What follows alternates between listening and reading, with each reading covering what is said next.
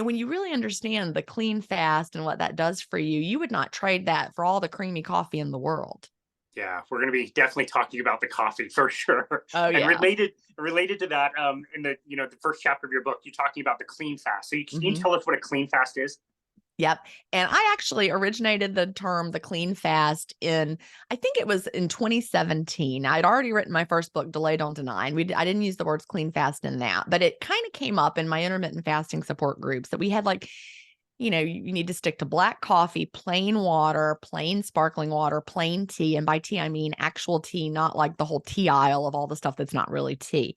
And, don't put lemon in your water and don't all the sweeteners and the creamers and all that. And so we just started trying to differentiate what we were doing. And so I started saying, you want to fast really clean.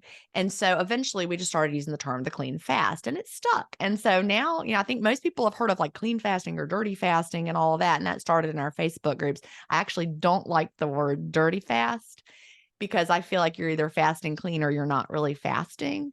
If you had to have fasted blood work or have fasted surgery, you wouldn't tell the surgeon, well, all I had was some cream in my coffee. I did a little dirty fast. He'd be like, well, you're not having surgery. You can't fool the body. But the reason we want to fast clean is when we understand what's going on in the body. Why is fasting different than a low calorie diet? And it has to do with all, the fasting goals, what's going on, what's different.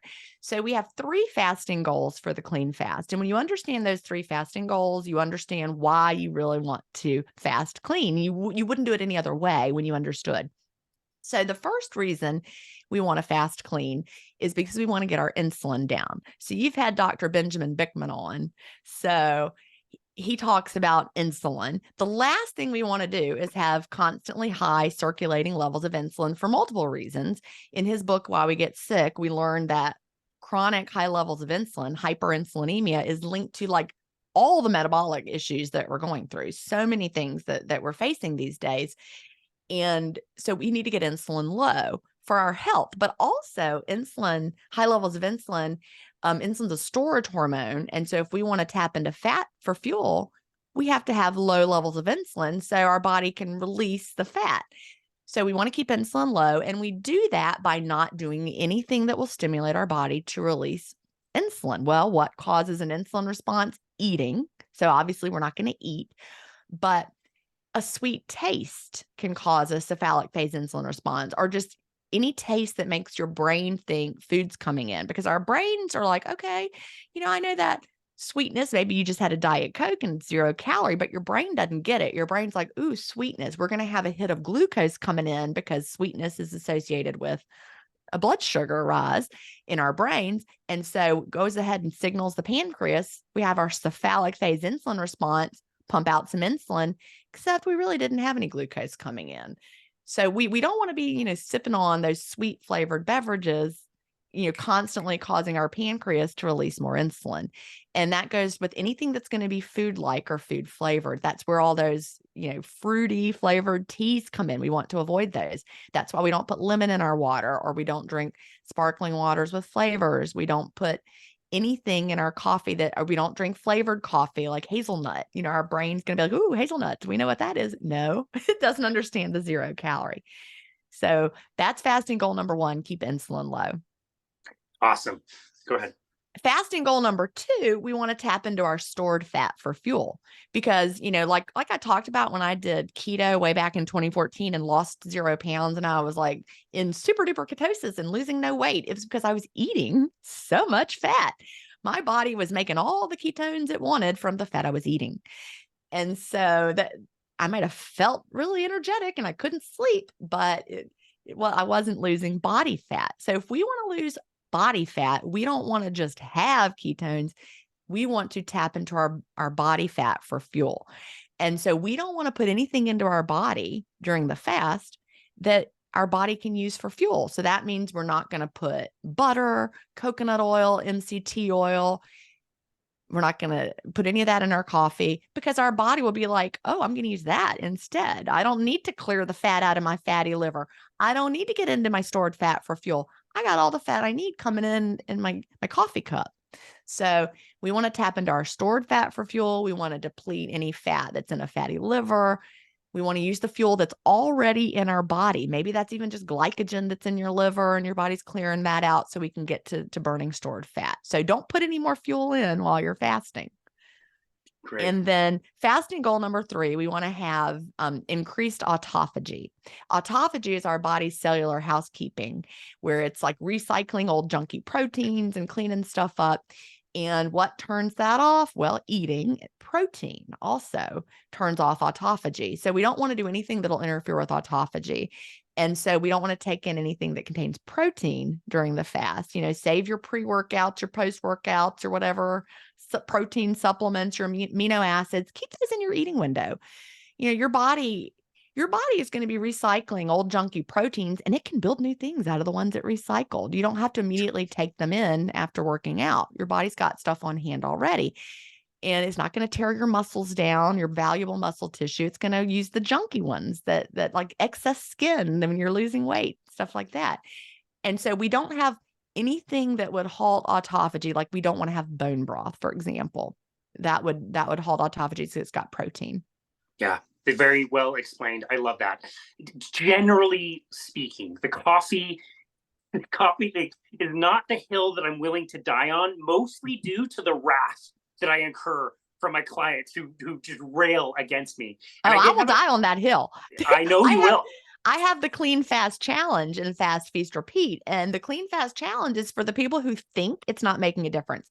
So, when I back up and talk about my own weight loss journey, I lost the first 75 pounds and I wasn't fasting clean, but I was determined. Every single day, I white knuckled it to my eating window opening every single day. I was putting stevia in my coffee. I was chewing gum. I was drinking flavored water. I was drinking Zevia soda. And I lost 75 pounds doing that. And if anyone had said, well, you really shouldn't do that, I would have said, it works for me. It works for me. Except it really wasn't working very well. I was slowly starting to regain weight in 2015 into 2016 over the Christmas holidays. I'd regained about 8 pounds that I had lost, just like every other low calorie diet. Because I really do believe that if you're not fasting clean, it's more along the lines of a low calorie diet than fasting. Then I read the obesity code. It came out in March of 2016. Then I understood the cephalic phase insulin response. And then I was like, oh, so I stopped with the stevia because he actually in the obesity code talks about how stevia caused a higher insulin response than white sugar. Wow. Yeah. And, he really doesn't talk about cream like I really think you should. But I mean, like dairy causes insulin response. And so dairy is nature's perfect. And I'm not anti-dairy. Don't get me wrong here. I'm not anti-dairy. I'm anti-dairy during the fast. Dairy is nature's perfect food for building a mammal baby at their highest rate of growth ever. Does that sound like fasting? It's not. That's right.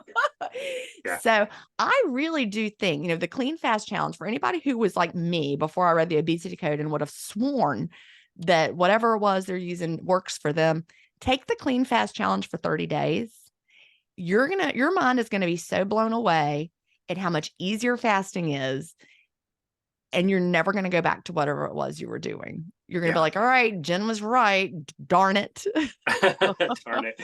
Probably a good thing that we're waiting so long to release this episode. So you can skip town in the meantime when all the coffee drinkers come with their pitchforks. No, I'm used to it. It's okay. It's all right. Save your hot milkshake for your eating window.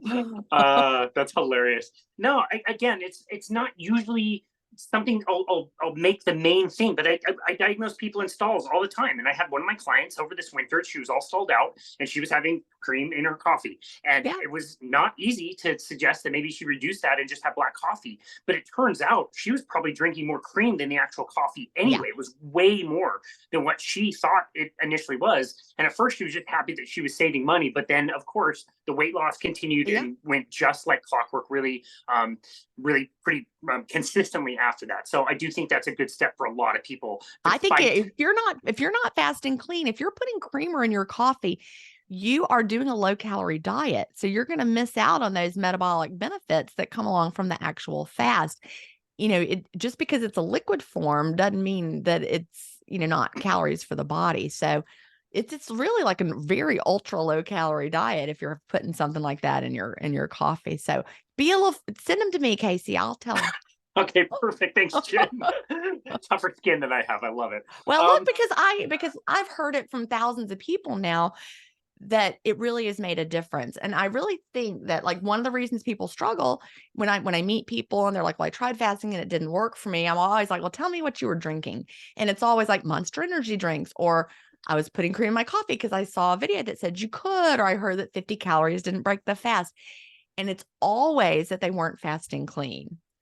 And also, usually they didn't give enough time. They're like, well, I did it for 2 weeks and it was really, really hard and I didn't lose any weight. And I'm like, well, you didn't give it long enough. You didn't adapt and you weren't fasting clean.